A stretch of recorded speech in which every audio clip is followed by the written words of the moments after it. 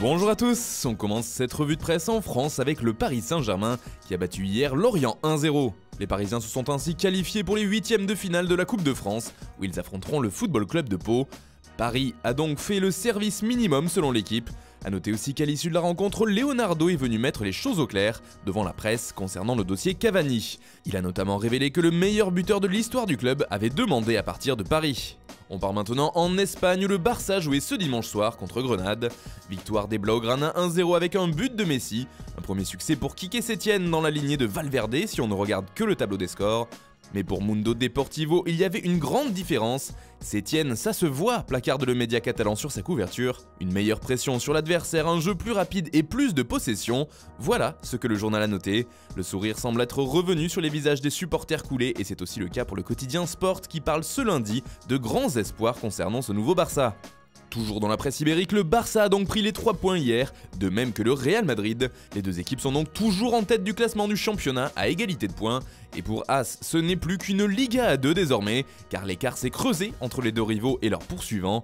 Ils ont maintenant 8 points d'avance sur les deux troisièmes que sont l'Atlético et Séville, et 10 points de plus que le 5e.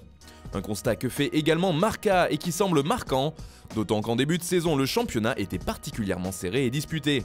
En Angleterre, en revanche, il n'y a qu'une seule équipe qui se détache. Il s'agit bien entendu de Liverpool. Les Reds ont encore gagné ce dimanche, cette fois face au voisin et rival historique Manchester United. Ils ont désormais 16 points d'avance sur le second City, comme le rappelle le Daily Mirror, alors qu'ils ont joué un match de moins que les Sky Blues.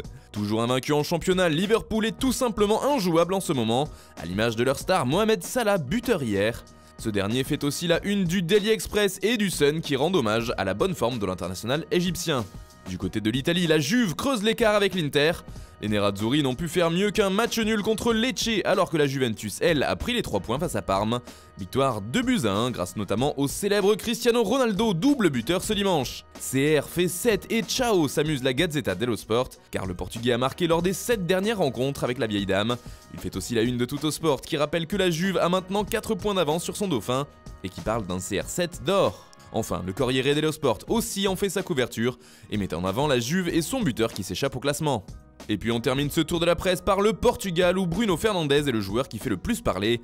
Annoncé sur le départ et en particulier en direction de Manchester United, il se pourrait finalement qu'il ne bouge pas.